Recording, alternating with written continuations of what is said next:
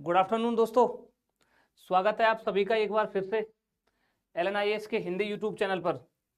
और दोस्तों, जैसा कि आपको पता है, हमारी जो एथिक्स की जो क्लासेज चल रही है, कंप्लीट एथिक्स वाली जो सीरीज चल रही है, उसमें दोस्तों हम टॉपिक नंबर जो 6 है, हमारा 5 टॉपिक खत्म कर चुके हैं। 6 जो टॉपिक है, 6वां टॉपिक लोक प्रशासन में सिविल सेवा मूल्य तथा नीति शास्त्र, उसकी आज तीसरी क्लास है। और इसके साथ ही दोस्तों हम ये जो टॉपिक नंबर 6 है, इसको आज फिनिश कर लेंगे। ठीक है, तो हम इसमें क्या क्या पढ़ चुके हैं अब तक, देखिए ये हम कवर कर चुके हैं पिछली 2 क्लासेज में, ये कवर हो चुका है पूरा। फिर आज हम देखेंगे ये वाला टॉपिक देखेंगे एक तो, कि भाई नैतिक मार्गदर्शन के स्रोतों के रूप में, यानी कि सोर्सेज ऑफ एथिकल गाइडेंस के रूप में कौन कौन से सोर्स है वो हम देखेंगे। विधि है, नियम है, विनियम है, अंतरात्मा है, ये चारों सोर्स देखेंगे। ठीक है, एक तो ये डिस्कस करेंगे, और हम डिस्कस करेंगे ये वाले topics, strengthening of ethical and moral values in governance, accountability and ethical governance, ethical issues in international relations, ethical issues in international funding, corporate governance, ये हम आज डिस्कस करेंगे, ये वाले टॉपिक्स। ठीक है, तो दोस्तों शुरुआत करते हैं क्लास की। देखिए, नैतिक मार्गदर्शन के स्रोत, सोर्सेज ऑफ एथिकल गाइडेंस। अब जैसा कि आपको पता है, हम जब भी कोई टॉपिक स्टार्ट करते हैं तो सबसे पहले वो हेडिंग क्या कहना चाह रही है यही समझते हैं। ठीक है, तो अब ये क्या कह रहा है कि नैतिक मार्गदर्शन के स्रोत, गाइडेंस के स्रोत, क्या गाइड करेगा। अब आप याद करो दोस्तों, जो हमारा पहला टॉपिक है ना एथिक्स का, नीतिशास्त्र तथा मानवीय सहसंबंध, एथिक्स एंड ह्यूमन इंटरफेस, उसमें हमने एक टॉपिक कवर किया था, आई थिंक 5वीं 6वीं क्लास थी। टॉपिक क्या था हमारा? टॉपिक था मानवीय क्रियाकलापों में, मानवीय क्रियाकलापों में नीति शास्त्र के निर्धारक। याद है? नीति शास्त्र के निर्धारक, determinants of ethics in human actions, ये हमने टॉपिक कवर किया था अगर आपको याद हो तो। इसमें हमने क्या बताया था आपको कि नीति शास्त्र के डिटर्मिनेंट्स क्या है, निर्धारक क्या है। निर्धारक मीन्स क्या ये बताता है कि ये काम उचित है और ये अनुचित है, ये कौन डिसाइड करता है, इसका निर्धारण कौन करता है, ये हमने डिस्कस किया था। जिसमें हमने आपको बताया था कुछ, एक तो आंतरिक कारक देखा था, आंतरिक कारक में हमने दोस्तों अंतरात्मा देखी थी। ठीक है, पहले टॉपिक की बात कर रहा हूं भाई। फिर बाह्य कारक डिस्कस किए थे हमने नीति शास्त्र के निर्धारक के। तो बाह्य कारक हमने देखे थे भाई कि समाज निर्धारण करता है कई बार नैतिकता का, धर्म निर्धारित करता है, कानून निर्धारित करता है। तो ये वाला हमने देखा था, आपको याद हो, कानून हमने वहां पर देखा था कि कानून कैसे डिसाइड करता है कि ये काम उचित है और ये काम अनुचित है। तो दोस्तों, जो मानवीय क्रियाकलापों में जो निर्धारक थे, बस इतना सा फर्क है नैतिक मार्गदर्शन के स्रोत और जो निर्धारक है। यहाँ जो थे वो हम मानवीय क्रियाकलापों की बात कर रहे थे कि मानवीय क्रियाकलापों में कौन बताएगा ये सही है, ये गलत है, ये उचित है, ये अनुचित है, ये कौन निर्धारित करेगा, वो हम इस टॉपिक में देखे थे। अब यहाँ पर जो है ना दोस्तों, ये है कि लोक प्रशासन में नैतिक मार्गदर्शन के स्रोत क्या होंगे। यानी जो प्रशासनिक अधिकारी है, कोई प्रशासक है, जो प्रशासनिक अधिकारी है लोक प्रशासन में, तो प्रशासन में वो किस बेस पे कुछ निर्णय लेने हो, उसको किसी दुविधा में फंस गया हो, कोई डिलेमा आ गया हो, तो उसको कौन गाइड करे, वो ये है दोस्तों सोर्सेज ऑफ एथिकल गाइडेंस, कि जिससे वो किस चीज से ये निर्धारित करे वो कि मैं ये जो कर रहा हूँ ये ठीक कर रहा हूँ, यहाँ ये लिखा हुआ है, या फिर वो किस बेस पे आधारित, किस आधार पर वो, किस बेस पर, किस ग्राउंड पर वो अपने निर्णयों को सरल बनाए, वो है दोस्तों सोर्सेज ऑफ एथिकल गाइडेंस। अब हमारे सिलेबस में डायरेक्टली मेंशन है 4, विधि, नियम, विनियम और अंतरात्मा। अब इनको हम अगर डिवाइड करते हैं तो दोस्तों ये बाह्य स्रोतों में आ जाता है विधि, नियम, विनियम, और आंतरिक स्रोत में आ जाता है अपनी अंतरात्मा। ठीक है, और आंतरिक और बाह्य में क्या डिफरेंस है? बाह्य स्रोत दोस्तों मीन्स ये बाहर से आपको कोई एक तरीके से बाहर से बोला जाएगा, आपको एक्सटर्नल फोर्स की तरह कार्य करेगा ये कि आपको ये करना है। और अंतरात्मा में आप पे कोई दबाव नहीं होगा, कोई फोर्स नहीं होगा, आप अपने अंदर से आपको लग रहा है कि मुझे करना है, उस हिसाब से आप ये करोगे। तो वही क्या है, लोक प्रशासन में लोक पदाधिकारियों के निर्णयों एवं कार्यों के मूल्यांकन, मूल्यांकन मीन्स वही उचित और अनुचित का निर्धारण, जैसे हमने अभी डिस्कस किया। निर्धारण में उचित कर्मों के प्रोत्साहन तथा अनुचित कर्मों के हतोत्साहन में, और जो अभी डिस्कस किया, जो भी नैतिक चिंताएं और दुविधाएं, उनसे उबरने के लिए क्या आवश्यक है? नैतिक मार्गदर्शन का होना आवश्यक है। और इस नैतिक मार्गदर्शन के स्रोत जो है वो ये दो हैं। बाह्य स्रोत में विधि नियम विनियम है, और इंटरनल सोर्स जो है, आंतरिक सोर्स स्रोत जो है, उसमें अंतरात्मा है। कमेंट दोस्तों विजिबल नहीं है, मैं देख रहा हूँ, अभी तक नहीं डिस्प्ले हो रहा है, कोई टेक्निकल एरर है। ठीक है, तो ये है दोस्तों हमारे नैतिक मार्गदर्शन के स्रोतों के, मतलब होता क्या है, इस शब्द का मीनिंग क्या है, और ये कौन कौन से हैं। तो अब देखो, अब नैतिक मार्गदर्शन के बाह्य स्रोत की अगर हम बात करें, जैसे कि हम 3 बता रहे हैं, विधि, लॉ, नियम रूल्स, विनियम रेगुलेशंस। अब पहले तो ये पता होना चाहिए कि है क्या, भाई विधि क्या है, नियम क्या है, विनियम क्या है, ये पता होना चाहिए ना। तो विधि दोस्तों क्या है? विधि दोस्तों बाध्यकारी मान्यताओं का समूह है। बाध्यकारी मीन्स जो भी नियम है ना, जो भी कानून है, जो लॉ है, वो बाध्यकारी है। मीन्स आपको करना पड़ेगा, करना ही पड़ेगा। इसमें करना पड़ेगा का भाव है, ये बाध्यकारी है। अगर आप नहीं करोगे तो क्या होगा? दंड का प्रावधान है। इसका उल्लंघन करोगे तो दंडनीय है। हाँ, अभी कमेंट्स विजिबल हुए दोस्तों। Good afternoon everyone, good afternoon, जुड़ जाइए आप सभी। ठीक है, तो विधि क्या है दोस्तों? बाध्यकारी मान्यताओं का समूह है, और अगर इसका उल्लंघन करोगे तो दंड के प्रावधान रहेंगे। और मार्गदर्शन की अगर बात करें तो ये ऐसी व्यवस्था है जो व्यवहारों को शासित करती है। दोस्तों मैं कहूँ भी ना, तो अगर इन तीनों स्रोतों में बात करें तो सबसे जो प्रभावी स्रोत है ना नैतिक मार्गदर्शन का, सबसे प्रभावी स्रोत वो विधि है। विधि के आधार पर, अब ध्यान रखना इसमें मैं प्रभावी शब्द बोल रहा हूँ, प्रभावी, अच्छा नहीं बोल रहा हूँ कि अच्छा सबसे अच्छा स्रोत विधि है, नहीं, सबसे प्रभावी स्रोत विधि है। और नियम क्या होते हैं? अब दोस्तों जो भी विधि बनती है ना, जो भी एक्ट बनता है ना, तो उस विधि को लागू करने के लिए, इंप्लीमेंट करने के लिए कुछ रूल्स बनाने का, कुछ नियम बनाने का प्रावधान है। जो भी विधि बनेगी उसके नियम भी बनेंगे। ठीक है, और ये जो नियम है ना, ये नियम विधि से जो एक्ट बनाए, जो कानून बनाए, जो लॉ बनाए, उससे संगति रखेंगे। यानी कि जो चीजें यहाँ लिखी होंगी ना, अब ऐसा तो है नहीं दोस्तों कानून जो एक्ट जो बन रहे हैं उसी में सब कुछ लिख दें, सब कुछ लिख नहीं सकते कि कैसे इंप्लीमेंट करेंगे, क्या करेंगे। तो उसके लिए रूल्स का प्रावधान किया गया है। जो भी एक्ट बनेगा उसके फिर रूल्स बनेंगे, और जो रूल्स जो बन रहे हैं, नियम जो बन रहे हैं, वो जो विधि है उससे संगति रखेंगे। ऐसा नहीं विधि कुछ कह रही है रूल्स कुछ कह रहे हैं, नहीं, उसके जो यहाँ लिखा हुआ है उसका सरल भाषा में स्पष्टीकरण रूल्स में लिखा होगा। ठीक है, स्पष्टीकरण लिखा होगा, उसको विस्तार दिया हुआ होगा, क्योंकि यहाँ पर तो शॉर्ट एक्ट में तो शॉर्ट में लिखेंगे चीज़ों को कि ऐसे ऐसे करेंगे, ये होगा वैसे होगा, बट उसको जब इंप्लीमेंट की बात आएगी तो वो थोड़ा डिटेल में आ जाएगा, उसको सरलता से और स्पष्टीकरण और विस्तार पूर्वक नियमों में लिखा जाएगा। ठीक है, फिर विनियम क्या होते हैं? रेगुलेशन। रेगुलेशन दोस्तों कोई भी संगठन है, कोई भी ऑर्गेनाइजेशन हो, उसको विनियमित करने वाली, यानी उसको रेगुलेट करने वाली व्यवस्था है जिसको जो विनियमन है।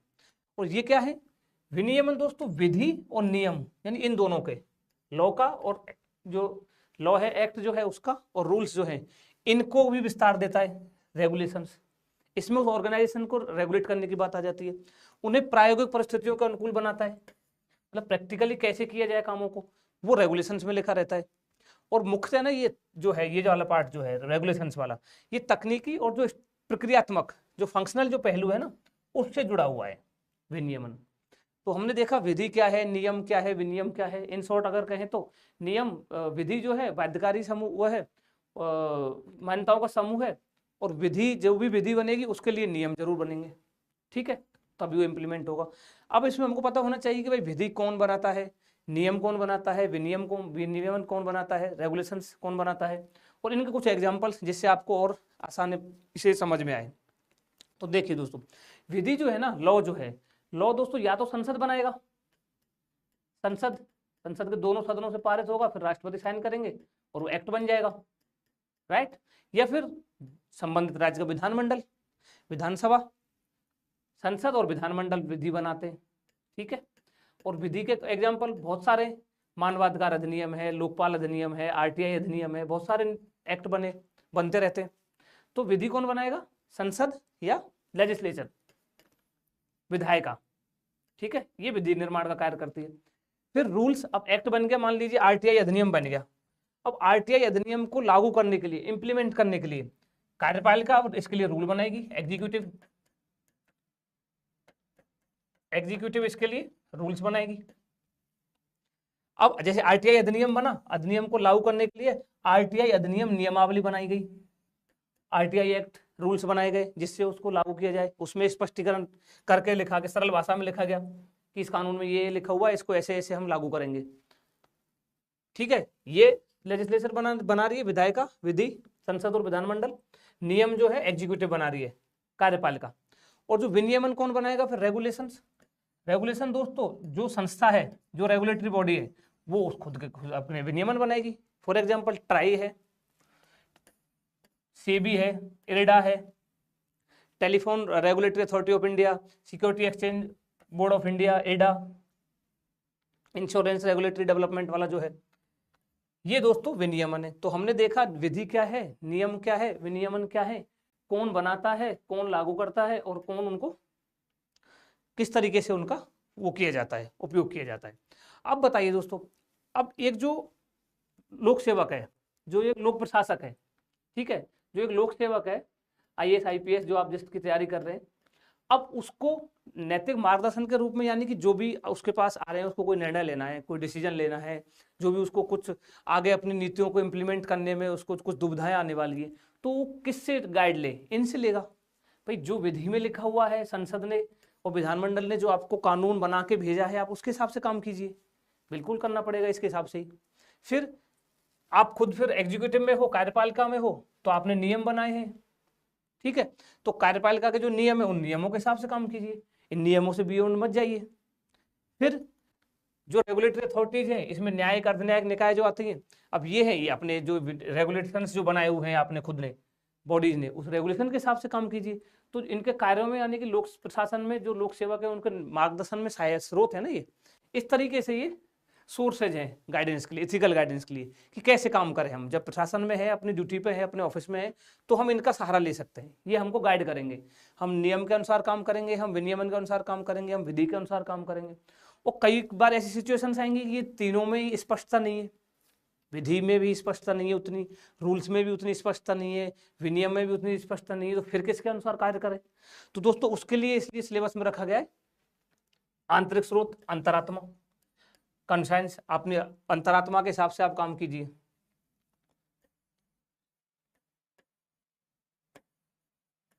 कंसाइंस के हिसाब से काम कीजिए, ठीक है। अब अंतरात्मा क्या होती है ये हम डिस्कस कर चुके हैं उस वाले टॉपिक कि बहुत सारे नैतिक विचारक मानते हैं दोस्तों कि मनुष्य के अंदर एक नैतिक शक्ति होती है, ठीक है, उस नैतिक शक्ति को अंतरात्मा कहते हैं, जो व्यक्ति को कोई भी कर्म के लिए उचित या अनुचित करने के लिए साक्षात ज्ञान प्रदान करती है।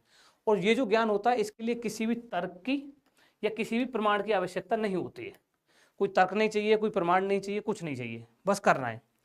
अब अंतरात्मा के अनुसार किन किन जगहों पर इंटरनल सोर्स से, अंतरात्मा से समस्या समाधान या निर्णय प्रक्रिया में हमको सहायता मिलेगी? ऐसी कौन कौन सी सिचुएशन बन सकती है दोस्तों? बहुत सारी सिचुएशन बन सकती है, बट कुछ हमने लिखी है। जैसे जब दोस्तों कानून मानी लॉ जो अभी हमने देखा, रूल्स रेगुलेशंस और प्रक्रियाएं जो हैं ये स्पष्ट नहीं है, कोई आपके पास ऐसा मामला आया है कि ये सब वो जो मामला है इनमें कहीं भी स्पष्टता नहीं लिखा हुआ है, तो फिर किस तरीके से काम किया जाए?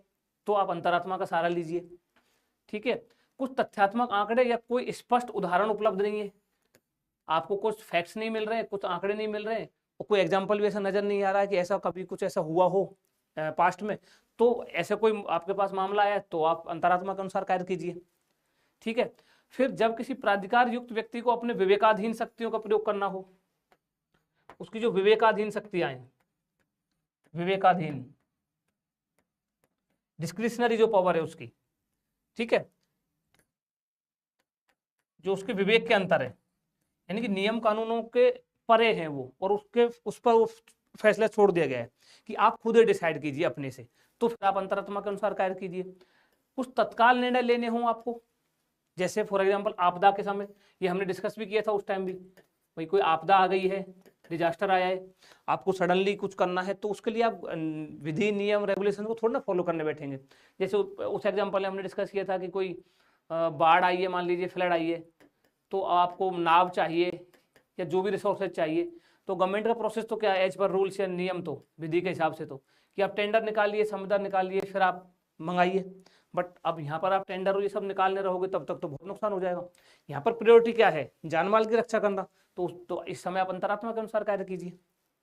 फिर एक और एग्जाम्पल हमने, आपको याद हो, एक स्टडी डिस्कस की थी वृद्ध महिला वाली, कि एक वृद्ध महिला है, डीएम साहब के पास आई है और डॉक्यूमेंट्स हैं नहीं, और वो पीडीएस जो होता है अपना पब्लिक डिस्ट्रीब्यूशन सिस्टम, उसमें अनाज उसके थ्रू लेना चाहती हैं, बट उनके पास वो नहीं है, डॉक्यूमेंट्स नहीं है कुछ भी। तो अब विधि नियम कानून तो ये कहते हैं कि भाई इनको मना कर दिया जाए, क्योंकि विधि नियम कानून में लिखा ही नहीं है ये सब। तो यहाँ पर आपको अंतरात्मा के हिसाब से काम करना पड़ेगा कि यार ये आई है तो इनके लिए कुछ तो करना पड़ेगा ना आपके पास। तो वहां पर हम गाइड लेंगे, एक लोक प्रशासनिक अधिकारी, लोक प्रशासनिक अधिकारी जो है वो गाइडेंस लेगा आंतरिक स्रोत से, अपने अंतरात्मा से। तो ये दोस्तों स्रोत हुए हमारे। अब अगला टॉपिक इसमें दूसरा कौन सा है कि शासन व्यवस्था में नीतिपरक तथा नैतिक मूल्यों का सुदृढ़ीकरण, strengthening of ethical and moral values in governance. कि भाई अभी मान लो हाल फिलहाल में जो समस्या आ रही है गवर्नेंस में, तो उनके लिए क्या किया जाए ऐसा कि जिससे जो नैतिक मूल्य हैं, जो लोक सेवक हैं, जो प्रशासनिक अधिकारी हैं, उन लोक सेवकों में उनकी जो एथिकल जो चीजें हैं, नैतिक जो चीजें हैं, उनको बूस्ट मिले, जिससे वो नैतिक निर्णय ले सके।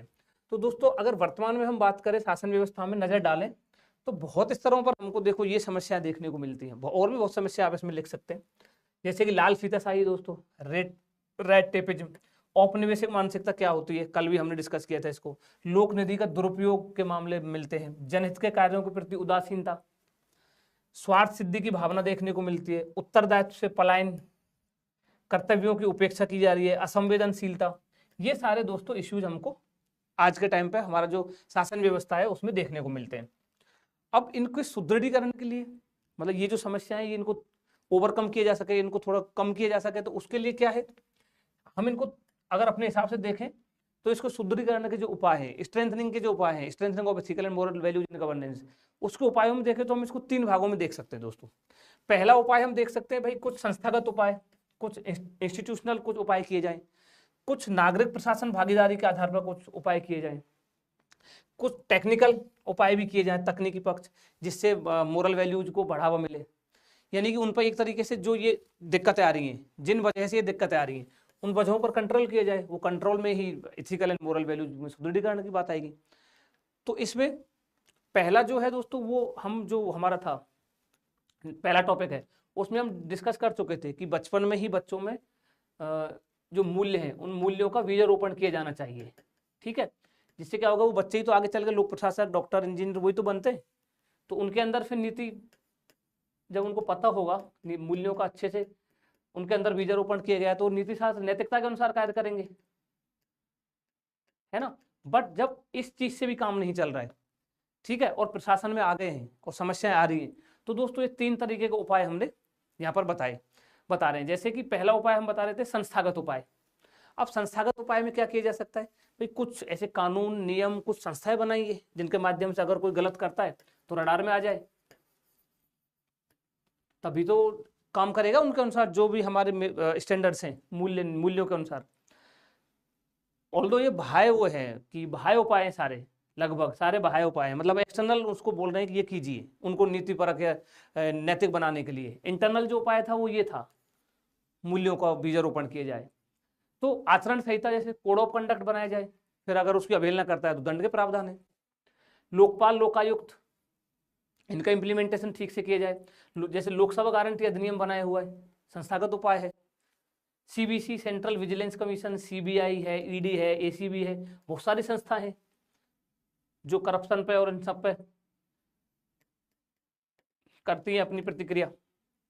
फिर नागरिक प्रशासन भागीदारी में बात करें तो दोस्तों जनहित याचिका, इसके माध्यम से नागरिक अधिकार घोषणा पत्र, सिटीजन चार्टर, ये हम पढ़ेंगे साथ में टॉपिक में, सिटीजन चार्टर है, इसके माध्यम से दबाव समूह है, कुछ प्रेशर ग्रुप्स हैं, आरटीआई के माध्यम से, राइट टू इन्फॉर्मेशन, आरटीआई डाल देते हैं हम। आरटीआई जन सशक्तिकरण, यानी कि अगर आमजन को सशक्त बनाया जाएगा, ठीक है, तो ऑब्वियसली ऑटोमेटिकली प्रशासन में नैतिकता आएगी, क्योंकि ये आमजन सशक्त होगा, सशक्त में से पढ़ा लिखा समझदार होगा, तो उनसे क्वेश्चन करेगा ना। वो माई बाप वाली अवधारणा जो है, मानसिक जो औपनिवेशिक मानसिकता है कि ये जो अधिकारी हैं ये हमारे ऊपर, ये हम इनके ये हमारे मालिक हैं या स्वामी हैं, वो वाली भावना दूर होगी। पढ़े लिखे होंगे सब तो, यानी जन सशक्तिकरण, पंचायती राज संस्थाएं, कुछ एनजीओज के माध्यम से। फिर अगर तकनीकी पक्ष की बात करें तो ई गवर्नेंस को बढ़ावा दिया जाना चाहिए। ई गवर्नेंस मीन्स सब कुछ इंटरनेट से जुड़ा होगा। ई गवर्नेंस, डिजिटलीकरण, डिजिटलीकरण को बढ़ावा दिया जाना चाहिए। बायोमेट्रिक तंत्र होना चाहिए, बायोमेट्रिक होगा तो सब कुछ वो मेजर होता रहेगा। DBT, direct benefit transfer, CCTV, GPS, social media, बहुत सारे दोस्तों ये टेक्निकल वो हैं, इनके माध्यम से भी हम अगर जो जो इश्यू आ रहे हैं उनको दूर किया जा सकता है। ठीक है, तो ये हो गया हमारा दूसरा टॉपिक इसमें। अब और इसमें क्या है अगला कि जवाबदेहिता, अकाउंटेबिलिटी एंड एथिकल गवर्नेंस, नीतिपरक शासन, मतलब ये दोनों क्या है और इनमें क्या रिलेशन है। तो देखिए दोस्तों, जवाबदेहिता क्या है, अकाउंटेबिलिटी। दोस्तों जो लोक प्रशासनिक अधिकारी है, ठीक है, जो भी लोक प्रशासक है या लोक प्रशासन में जो है प्रशासनिक जो अधिकारी है, उसके जो भी अधिकार हैं, ठीक है, और जो भी उसके कर्तव्य है, कुछ ड्यूटीज हैं उसकी, कुछ उसके राइट्स है, तो जो भी उसके अधिकार हैं, जो भी उसके कर्तव्य, जो कर रहा है अपने कार्य संपादन के क्रम में जो निभाए जा रहे हैं, तो उनके प्रति दोस्तों उसकी जिम्मेदारी जो है, उसकी जो जिम्मेदारी है वही अकाउंटेबिलिटी है उसकी। और बट ये कैसी रहेगी ये ध्यान रखना इसमें। अभी अकाउंटेबिलिटी और रिस्पॉन्सिबिलिटी में हम डिफरेंस देखेंगे क्या है, बट यहाँ पर फिलहाल अकाउंटेबिलिटी को देखिए। उत्तरदायित्व और रिस्पॉन्सिबिलिटी मीन्स उत्तरदायित्व बोलते हैं रिस्पॉन्सिबिलिटी को, और जवाबदेहिता बोलते हैं अकाउंटेबिलिटी को। ये अभी हम देखेंगे रिस्पॉन्सिबिलिटी वाला भी। तो जवाबदेहिता क्या है, जो भी प्रशासनिक अधिकारी हो अधिकार और कर्तव्य जो निभा रहा है उसके प्रति वो जिम्मेदार है, यानी वो जो भी कर रहा है उसको अगर उससे जब भी उसके लिए जवाब मांगा जाए तो उसको जवाब देना होगा। ठीक है, और अगर उनका उल्लंघन करता है, जो भी वो कर रहा है, अगर उसका रिस्पॉन्स ठीक से नहीं दे पाता है तो अनुशासनात्मक कार्रवाई उस पर की जा सकती है। ठीक है, तो इसीलिए ये बाध्यकारी प्रबंधनों के अधीन अकाउंटेबिलिटी में, यानी वो बाध्यकारी प्रबंधन है, बाध्यकारी प्रबंध होंगे जो भी किए हुए, यानी आपको बताना पड़ेगा जो भी आप अधिकार या कर्तव्यों को जो यूज कर रहे हो उनके लिए आप अकाउंटेबल हो। ये है जवाबदेहिता। ठीक है, जो भी आप काम और अधिकार दोनों ध्यान रखना है, पर अधिकार और कर्तव्य दोनों है। अकाउंटेबिलिटी का संबंध अधिकार और कर्तव्य दोनों से है, जबकि रिस्पॉन्सिबिलिटी का संबंध एक से है, अभी देखेंगे वो। अब नीतिपरक शासन क्या है, ये तो हमने जवाबदेहिता देखी। नीतिपरक शासन क्या है, तो ऑब्वियस सी बात है, नीतिपरक का मतलब कि शासन में नैतिकता का प्रवेश। जो भी शासन है हमारा लोक प्रशासन है उसमें नैतिकता, नैतिक मूल्यों के हिसाब से कार्य हो रहा है, नैतिकता आधारित शासन है, तो नीतिपरक शासन हो गया। अब इन दोनों में संबंध क्या है दोस्तों, अकाउंटेबिलिटी और जो इथिकल गवर्नेंस है, तो दोस्तों दोनों ना एक दूसरे के पूरक हैं। पूरक मीन्स एक दूसरे से इंटरकनेक्टेड है। इंटरकनेक्टेड कैसे है, देखिए, जय हिंद। इंटरकनेक्टेड है दोस्तों, जवाबदेहिता अगर होगी, अकाउंटेबिलिटी होगी, मींस जो भी प्रशासक कार्य कर रहा है, अपने अधिकारों का प्रयोग कर रहा है, अपने कर्तव्यों का प्रयोग कर रहा है, तो उसके लिए वो जिम्मेदार है। उसे पूछा जा सकता है कि आपने ये जो किया ये क्यों किया। तो जब ऐसा वो करेगा तो इससे क्या होगा, शासन में नैतिकता आएगी, ऑब्वियसली आएगी ना। देखिए, आप जो भी काम कर रहे हो और आपसे पूछा जा सकता है कभी भी कि आपने जो ये काम किया है ये किस बेस पे किया, और आप अगर ठीक से नहीं जवाब दोगे तो आपके खिलाफ कार्रवाई की जा सकती है। तो इससे ऑटोमेटिक नैतिकता आएगी। और दूसरा, अगर नैतिक शासन है, मींस अगर शासन में ये है तो फिर जवाबदेहिता बढ़ेगी। दोनों इंटरकनेक्टेड है, जवाबदेहिता होगी तो नैतिक शासन होगा, और नैतिक शासन होगा तो जवाबदेहिता बढ़ेगी। इस तरीके से दोनों इंटरकनेक्टेड है। अब ऐसी कौन कौन सी जगह पर है कि भाई जो लोक सेवक हैं, जो आप सब सिविल सर्वेंट बनने वाले हो, उनको किसके प्रति अपनी जवाबदेहिता या अकाउंटेबिलिटी रिस्पॉन्सिबिलिटी होनी चाहिए उनकी। तो दोस्तों संविधान के प्रति सबसे पहले तो उनकी संविधान के प्रति वो अकाउंटेबल होने चाहिए, जनता के प्रति उत्तरदायी होने चाहिए, ठीक है, व्यवस्थापिका के प्रति उत्तरदायी होने चाहिए, न्यायपालिका के प्रति उत्तरदायी होने चाहिए, अपना जो सीनियर ऑफिसर है जो आपसे उच्चाधिकारी है उसके प्रति आप जवाबदेह रहते हैं। और फिर जो मेन बहुत अच्छा दोस्तों जी, स्वयं के प्रति भी आपका उत्तरदायित्व है, स्वयं के प्रति भी आप रिस्पॉन्सिबल होने चाहिए, उत्तरदायी होना चाहिए आपको। तो ये सारे 3-4 पॉइंट्स हैं जिनके प्रति एक सिविल सेवक को उत्तरदायी होना चाहिए। अब ये अंतर जो हम बता रहे थे ना कि रिस्पॉन्सिबिलिटी और अकाउंटेबिलिटी में क्या अंतर है, देखो सिंपल सा है दोस्तों, जो रिस्पॉन्सिबिलिटी है ना, उत्तरदायित्व जिसको बोलते हैं, इसका संबंध नैतिकता और कर्तव्य बोध से है। मीन्स कि आप नैतिक हैं, अंदर से है, आपको कोई बोल नहीं रहा है, ठीक है, अगर आप इसका उल्लंघन भी करोगे ना तो भी कोई दंडात्मक कार्रवाई आपका नहीं होगी। यानी आप यहाँ पर आपने अंतःकरण से या फिर अंतरात्मा के अनुसार कार्य कर रहे हो, बट जो अकाउंटेबिलिटी है ये दोस्तों विधिक संकल्पना है, ये कानूनी संकल्पना है। यानी कि अगर इसका उल्लंघन किया तो आप जवाबदेह हो और आप पे अनुशासनात्मक कार्रवाई की जा सकती है। और जो ये रिस्पॉन्सिबिलिटी है इसका संबंध केवल कर्तव्य पालन से है। आप कर्तव्य पालन कर रहे हो तो ठीक है, जो आपका कर्तव्य नहीं कर रहे हो तो आपको कोई बोलेगा नहीं, ठीक है, और आपको कोई भी अनुशासनात्मक कार्रवाई या दंडात्मक कार्रवाई नहीं की जाएगी। वहीं इसका संबंध अधिकारों से भी है और कर्तव्यों से ही है। इसलिए अभी हमने उसमें दोनों चीज लिखी थी कि कोई भी सिविल सेवक जो है वो अधिकार और कर्तव्यों का प्रयोग कर रहा है अपने का, तो उसके लिए अकाउंटेबल है, उसको जवाब देना होगा, ठीक है। अब वही, इसमें कोई भय नहीं है, आत्मसंतुष्टि के लिए आप रिस्पॉन्सिबल हो, मतलब आप खुद ही ये बोलते हो कि हाँ मैं ये कर रहा हूँ, रिस्पॉन्सिबल हो। इसमें ऐसा नहीं है कि आप आत्मसंतुष्टि के लिए हो, नहीं, इसमें तो आपको जो बताया गया है ना, जो आपको विधिक संकल्पना है ना, जो आपको बताया गया है, जो कानूनी संकल्पना है, जो आपको कहा गया है वो आपको करना पड़ेगा। जैसे हम एग्जाम्पल भी देखें तो एक तो होता है दोस्तों कोड ऑफ एथिक्स, नीति संहिता, टॉपिक नंबर 7 में देखेंगे, तो ये रिस्पॉन्सिबिलिटी का भाव है इसमें कि हाँ मैं इसके लिए रिस्पॉन्सिबल हूँ। बाकी इसका उल्लंघन करोगे तो आप पे कोई दंडात्मक कार्रवाई नहीं की जाएगी। वहीं जो कोड ऑफ कंडक्ट है, आचरण संहिता, ये भी हम टॉपिक नंबर 7 में देखेंगे।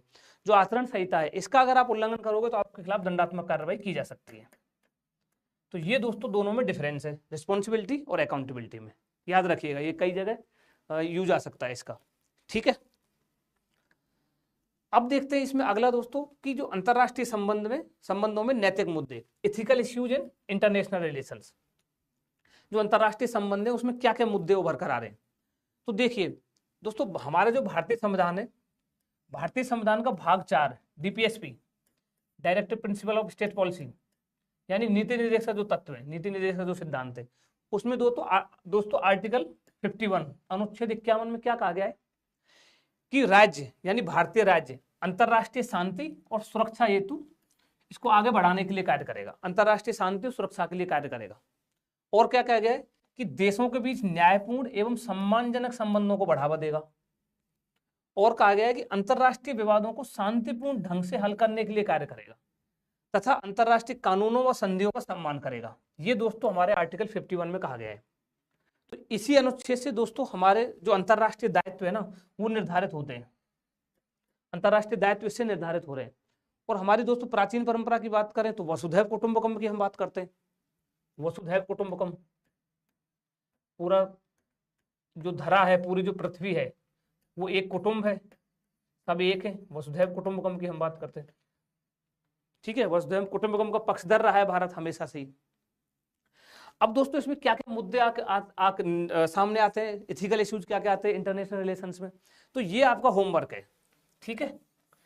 अभी तक हमने बहुत ज्यादा आपको होमवर्क नहीं दिया, ये दे रहे हैं, ठीक है। इसमें आपको क्या करना है, होमवर्क में जो भी आप मुद्दे निकाल के, जो करंट अफेयर्स में जो भी मुद्दे चल रहे होते हैं, ठीक है, जैसे मान लीजिए कुछ आर्थिक मुद्दे चल रहे हैं, ठीक है भाई, कौन सा ट्रेड एग्रीमेंट कहाँ से किया जा रहा है, किस देश के साथ हम ट्रेड एग्रीमेंट कर रहे हैं, WTO के क्या क्या मुद्दे आ रहे हैं सामने, है ना, आर्थिक मुद्दे जो है।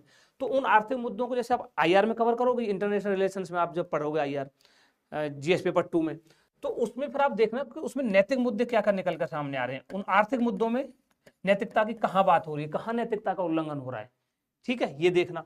फिर जैसे कुछ राजनीतिक मुद्दे आ रहे हैं, पॉलिटिकल इश्यूज, ठीक है, उसमें आप देखना कि कहाँ नैतिकता की बात आ रही है। फिर कुछ पर्यावरणीय मुद्दे, भाई ग्लोबल वार्मिंग है, ये सब है, पेरिस एग्रीमेंट है, USA बाहर हो गया कई सारे एग्रीमेंट से, ये सब कहाँ का, ये नैतिकता के हिसाब से ठीक नहीं है, ठीक है। आप सबसे अपने आप को सबसे विकसित ऐसा कुछ डिक्लेयर करते हो और उसके बाद आप जो पर्यावरणीय कुछ जो एग्रीमेंट्स हैं उनसे बाहर हो रहे हो, तो उनको आप छांटना, ठीक है। पर्यावरणीय मुद्दे हैं उनमें आप देखना कहाँ का क्या है। फिर कुछ मानवाधिकार संबंधी इश्यूज आ रहे हैं, ह्यूमन राइट्स वायलेशन के, तो वो इश्यूज आप देखना और देख के फिर उसमें छांट लेना सारे कि ये जो है इनमें ये नैतिकता वाले आ रहे हैं। और भी इसमें आप ऐड कर सकते हो, तो बट इतना तो आप कर ही लेना, आर्थिक मुद्दे, राजनीतिक मुद्दे, पर्यावरणीय मुद्दे, रक्षा संबंधी मुद्दे, जो कुछ डील्स होती है डिफेंस की, युद्धाभ्यास वगैरह होते हैं, ठीक है, रक्षा संबंधी मुद्दों में आप देखना, और मानवाधिकार संबंधी मुद्दों में आप देखना। इन 4-5 मुद्दों में तो आप जो इथिकल इश्यूज है उनकी कम से कम एटलीस्ट कर ही लेना इतना तो, ठीक है। ये आपका होमवर्क है।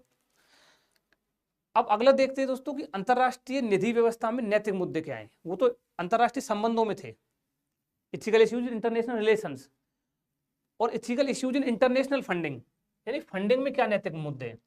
अब दोस्तों अगर फंडिंग की बात करें ना कि फंडिंग की बात कहाँ से आती है सामने, तो फंडिंग की बात आती है दोस्तों कि आप देखोगे सभी देश एक जैसे नहीं है, सभी समाज एक जैसे नहीं है, सब में आर्थिक विकास अलग अलग तरीके का है, आर्थिक असमानता अलग अलग तरीके की है ना। आर्थिक विकास, जीवन के स्तर, संसाधनों की उपलब्धता, तकनीकी विकास, मानव विकास, इनके स्तर सब में अलग अलग है, असमानताएं भरी हुई है देशों के माध्यम पे भी, समाज के माध्यम पे भी।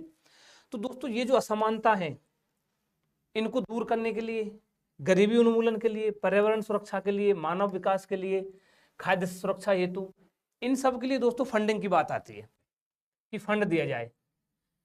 भाई जिस देश के पास फंड नहीं है उसको इंटरनेशनल फंडिंग की जाए, कुछ उसको ऐसे फंड दिए जाए जो इन सब से निपटा जा सके। तो दोस्तों इसी से प्रेरित होकर विश्व के कुछ सक्षम देश जो आर्थिक रूप से सक्षम है, या फिर कुछ अंतर्राष्ट्रीय संस्थान है, कुछ स्वयंसेवी संगठन है, कुछ दानदाता हैं, कुछ पूंजीपति हैं, उनके द्वारा कुछ फंड्स बनाए गए हैं और उन फंड्स को अंतर्राष्ट्रीय निधि की व्यवस्था की गई है, यानी उनके लिए कुछ इंटरनेशनल फंड्स दिए जाते हैं। अब इंटरनेशनल फंड्स मेनली किन किन के द्वारा दिए जाते हैं, कौन कौन इसमें पक्षधर है, स्टेक होल्डर कौन कौन है, बहुत सारे हैं वैसे तो, बट हम कुछ जैसे डिस्कस करते हैं दोस्तों। कुछ है इसमें राज्य द्वारा वित्त पोषित एजेंसियां हैं, राज्य द्वारा मीन्स वहाँ की गवर्नमेंट जो है उनको सपोर्ट करती है। फॉर एग्जाम्पल अमेरिका की यूएसएआईडी है, डेनमार्क की दोस्तों एक डेनिडा करके है, जापान की जीका है, जापान की जीका के हमारे राजस्थान में भी, भारत में बहुत सारे प्रोजेक्ट चल रहे हैं। कनाडा की CICA है, ये सब इंटरनेशनल फंड करते हैं, फंडिंग करते हैं। फिर और अंतर्राष्ट्रीय संस्थाओं में बात करें, जैसे कि UN है, संयुक्त राष्ट्र संघ, और उसकी जो अनुषंगी संस्था है UN की और जो बॉडीज हैं वो, वर्ल्ड बैंक है, विश्व बैंक, वर्ल्ड बैंक की और जो 4-5 ब्रांच हैं वो, और इसकी अनुषंगी संस्था है। IMF है दोस्तों, IMF अंतर्राष्ट्रीय मुद्रा कोष, इंटरनेशनल मॉनेटरी फंड है। ACI विश्व bank, ADB Asian development bank है, ये इंटरनेशनल फंडिंग करता है। फिर कुछ अंतर सरकारी संगठन भी है, इंटर गवर्नमेंटल ऑर्गेनाइजेशन है, जैसे दोस्तों भारत ब्राजील दक्षिण अफ्रीका कोष, Indian Brazil south Africa fund है। OECD है, ये इंटरनेशनल फंडिंग करता है। कुछ गैर सरकारी संगठन NGOज भी है जो ये सब करते हैं, ठीक है। कुछ दानदाता ट्रस्ट भी है दोस्तों, Melinda and Bill Gates foundation है, अजीम प्रेमजी ट्रस्ट है, ये सब है। कुछ कॉर्पोरेट सेक्टर भी है जो अंतर्राष्ट्रीय फंडिंग करता है। तो ये सारे कई सारे स्टेक होल्डर हैं जो अंतर्राष्ट्रीय जो निधि व्यवस्था है, अंतर्राष्ट्रीय जो फंडिंग है उसमें भागीदारी निभाते हैं। अब दोस्तों ये जो फंड है, जो ये फंड आता है, इस फंड का स्वरूप क्या होता है, मतलब ये फंड मिलता कैसे है, किस उसमें मिलता है। तो कई सारे तरीके हैं इसके दोस्तों। भाई पहला तो ग्रांट्स के रूप में दे देते हैं, अनुदान कि हाँ दे दिया आप इसको यूज कीजिए। कुछ डेट के रूप में दे देते हैं, ऋण दे देते हैं कि वापस देना होगा आपको इंटरेस्ट के साथ। कुछ क्रेडिट के रूप में दे देते हैं, साख के रूप में। फिर ऋण गारंटी के रूप में भी होता है debt guarantee. Debt guarantee means दोस्तों ये देश इसको दे रहा है कुछ, बट ये इसको नहीं दे रहा है क्योंकि इसकी क्रेडिट ठीक नहीं है, तो ये इसको बोल देगा कि आप इसको दे दो, अगर कोई दिक्कत आएगी तो हम देख लेंगे, हम आपको चुका देंगे। क्रेडिट गारंटी के रूप में देते हैं। कुछ टेक्निकल असिस्टेंस देते हैं, तो कुछ तकनीकी सहायता दे दी, कोई टेक्नोलॉजी ऐसी है जो मान लीजिए कि उस देश के पास नहीं है और वहाँ अगर वो टेक्नोलॉजी जाएगी तो जन कल्याण होगा, तो उस टेक्निकल असिस्टेंस दे दिया, वो टेक्नोलॉजी उनको दे दी। कुछ राहत कार्मिक भेज देते हैं, कुछ सामग्री भेज देते हैं, जैसे कोरोना का टाइम पे भारत ने कई अफ्रीकी देशों में बहुत जगह कुछ बहुत जो ये राहत सामग्री ये भेजी थी, वैक्सीन्स भी हमने भेजे थे, ठीक है।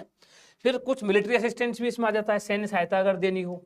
तो ये इंटरनेशनल फंडिंग के दोस्तों कुछ स्वरूप है कि किस माध्यम से ये जाता है। अब इसमें कौन कौन से इशू हैं, इंटरनेशनल फंडिंग से जुड़े प्रमुख मुद्दे कौन से, मेजर इशूज जो है, मुद्दे हैं, वो हम डिस्कस कर लेते हैं। बाकी आपका होमवर्क है, आप खुद से भी बताइए, मतलब तैयार कीजिएगा। जैसे कि एक आता है दोस्तों सशर्त वित्त पोषण, कंडीशनल फंडिंग, यानी एक शर्त के माध्यम से आपको फंड दिया जाएगा। आप पे एक ऐसी शर्त डाल दी जाएगी कि आप अगर इस शर्त को पूरी करोगे तो ही आपको फंड मिलेगा, अदरवाइज नहीं मिलेगा। तो ये ठीक नहीं है। जैसे दोस्तों 1991 में जब भारत में जो इकोनॉमिक क्राइसिस आया था, हमारे आर्थिक संकट आया था, तो IMF ने हमको कुछ कठोर वो बताए थे, कुछ कठोर शर्तें शामिल थी उसमें कि आपको तभी फंड मिलेगा जब आप ये हम जो बोल रहे हैं ये करोगे। तो सशर्त जो कंडीशनल फंड है उसकी बात आती है, ये एक एथिकल इशू है। ऐसा नहीं होना चाहिए भाई, जिसको जरूरत है अगर आप फंडिंग कर ही रहे हो तो ठीक से कीजिए। फिर ऋण जाल वाला दोस्तों, ऋण जाल वित्त पोषण। ऋण जाल वित्त पोषण में क्या करते हैं कि किसी जो मान लीजिए कोई निर्धन या फिर कम आर्थिक समृद्ध देश है, उस देश को फंड दे दिया और उस फंड देने के बाद अब उसका वो फंड उससे वापस नहीं दिया जा रहा, नहीं चुका पा रहा वो। अब उसका मिसयूज करना है हर तरीके से, किसी की इंटरनल सिक्योरिटी को हानि पहुंचवानी हो, कुछ और कार्य उससे करवाने हो, तो वो सब करवाते हैं। इसको सॉफ्ट पॉलिसी बोलते हैं दोस्तों, आईआर की, इंटरनेशनल रिलेशंस में सॉफ्ट पॉलिसी है, सॉफ्ट पॉलिसी।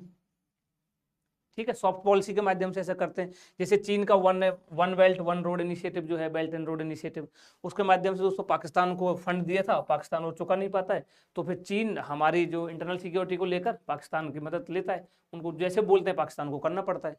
एक जो डेट ट्रैप में फंस जाते हैं, उसको इतना पैसा दे दिया कि वो चुका नहीं पा रहा है, फिर उसको जैसा बोलते हैं उसको करना पड़ता है। ये कि जो फंडिंग वाले मुद्दे हैं, इसमें ये एक मुद्दा रहता है। ठीक है, फिर संगठित अपराधों में वित्त पोषण, यानी आपको फंड तो मिला किसी और काम के लिए, फंड तो किसी और काम के लिए मिला है, उसको कहीं और यूज कर रहे हैं। ऐसा भी अक्सर देखा जाता है भाई, कई बार आतंकवाद के लिए उसको यूज कर रहे हो, अवैध ड्रग्स के लिए यूज कर रहे हो, देह व्यापार में उसको यूज कर रहे हो, मिसयूज हो रहा है उसका, जाली नोटों का कारोबार में उसका यूज कर रहे हो, इंटरनल जो सिक्योरिटी आंतरिक सुरक्षा में सेंध के लिए उसको यूज कर रहे हो।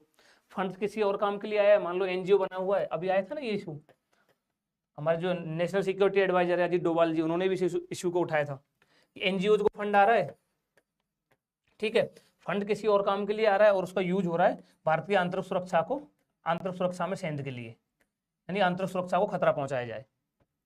बहुत सारे पर्यावरण प्रोटेस्ट होते हैं, कोई हमारा प्रोजेक्ट आ रहा है पर्यावरण का, उसके खिलाफ एनजीओ आ गए, पता लगा उनको फंडिंग बाहर से हो रही थी, ये सब करने के लिए, ये वाले इश्यूज दोस्तों इसमें देखने को मिलते हैं अंतर्राष्ट्रीय निधि व्यवस्था में।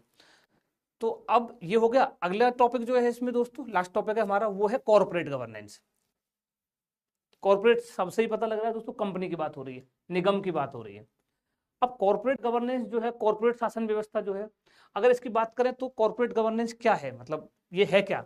तो दोस्तों आज का जो सामाजिक आर्थिक परिवेश है ना, उसमें एक आधुनिक अवधारणा है ये कॉर्पोरेट गवर्नेंस।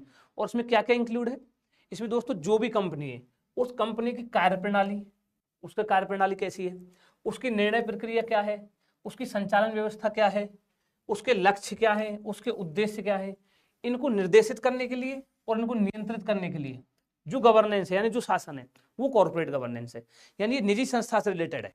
ठीक है, अब उसकी कार्यप्रणाली हो गई, निर्णय प्रक्रिया हो गई, उसको डील करने के लिए। और ये किसके लिए है भाई, ऐसा क्यों भाई, क्योंकि जिससे कंपनी की ग्रोथ तो होती रहे, कंपनी में ग्रोथ तो रहे ही है, ठीक है, इकोनॉमिक ग्रोथ तो उसकी होती रहे, आर्थिक समृद्धि होती रहे, उसमें कोई दिक्कत नहीं। बट आर्थिक समृद्धि के साथ साथ दोस्तों उसमें ट्रांसपेरेंसी रहे, पारदर्शिता, अकाउंटेबिलिटी रहे, जवाबदेहिता, निष्पक्षता रहे, फेयरनेस, सामाजिक हित और पर्यावरण हित जो है इनके मूल्यों का रक्षण हो सके। सामाजिक हित कुछ कह रहे हैं, मान लीजिए कंपनी लगने वाली है और उससे बहुत सारे पेड़ कटने वाले हैं, पर्यावरणीय हित, तो इसको देखने के लिए प्रावधान करने पड़ेंगे ना, क्या होने चाहिए, वो सब इसमें इंक्लूड है। और फिर साथ में हर कंपनी के स्टेक होल्डर्स होते हैं, शेयर होल्डर्स होते हैं, तो जो शेयर धारक हैं वो अन्य भागीदार हैं, कुछ उपभोक्ता हैं, नागरिक हैं, कर्मचारी हैं, जो भी उस कंपनी में काम करते हैं, एम्प्लॉय हैं, उनके हितों की सुरक्षा हो सके। और इसके साथ साथ उनकी जो दीर्घकालीन समृद्धि है, मतलब लॉन्ग टर्म के लिए जो उनकी ग्रोथ है, वो भी एश्योर हो सके। ये आता है दोस्तों कॉर्पोरेट गवर्नेंस के अंतर्गत। ठीक है, अब इसकी उपयोगिता क्या है दोस्तों कॉर्पोरेट गवर्नेंस की। अब कॉर्पोरेट गवर्नेंस की उपयोगिता इसलिए आ जाती है दोस्तों, क्योंकि जो कॉर्पोरेट्स है, जो कंपनी है, उनकी व्यापक भूमिका है। अगर ओवरऑल देखा जाए तो उनका बहुत रोल है, बहुत महत्वपूर्ण भूमिका है। जैसे कि हम बात करें दोस्तों, आप देखोगे रोजगार सृजन में ना कॉर्पोरेट्स की बहुत अहम भूमिका है, क्योंकि दोस्तों गवर्नमेंट जॉब तो इतनी है नहीं, ठीक है, कॉर्पोरेट्स में काम करने वाले बहुत लोग हैं, ठीक है, तो रोजगार सृजन में इसकी अहम भूमिका है। जब इतने सारे लोग कॉर्पोरेट में लगे हुए हैं, इतने सारे जो कार्मिक हैं जो लगे हुए हैं, तो फिर उसके गवर्नेंस की बात तो आएगी, उस सिस्टम, उसके सिस्टम कैसे कार्य करता है उसकी बात आएगी। ठीक है, रोजगार सृजन में इनकी अहम भूमिका है। फिर दूसरा दोस्तों, कॉर्पोरेट टैक्स जो लगता है, कंपनियों का जो टैक्स लगता है, ठीक है, वो इनकम टैक्स से उसकी दर जो है ना वो बहुत ज्यादा होती है।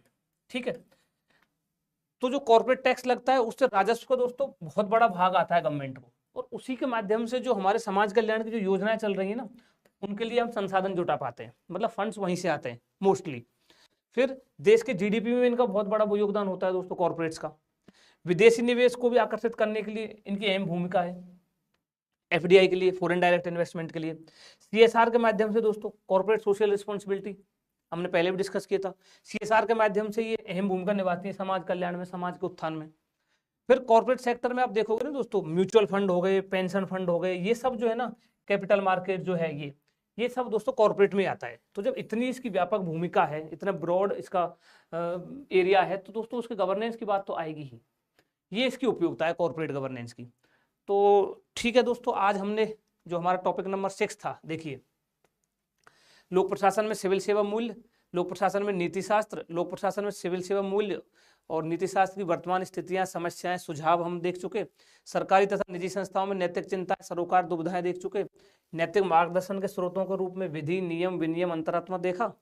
और अकाउंटेबिलिटी एंड इथिकल गवर्नेंस देखा। Strengthening of ethical and moral values देखा। Ethical issues in international relations देखा, जो आपको होमवर्क में भी दिया है। और इथिकल इश्यूज इन फंडिंग देखा, और कॉर्पोरेट गवर्नेंस देखा। ये दोस्तों हमारा टॉपिक नंबर 6 जो है वो फिनिश हो जाता है। अब हम कल से स्टार्ट करेंगे हमारा जो टॉपिक नंबर 7 है, प्रोबिटी इन गवर्नेंस, शासन व्यवस्था में ईमानदारी। ठीक है, वो हम स्टार्ट करेंगे। और ये तो हाँ, ये तो वो है ही जो हम स्टार्ट करने वाले हैं 15 अगस्त के बाद, आपको बताया था। जो सीरीज आएगी PYQs के लिए, GS 3 और GS 4 पे। तो आज की क्लास को यही विराम देते हैं दोस्तों। आप रिवीजन करते रहिए। Stay healthy, stay happy. Thank you.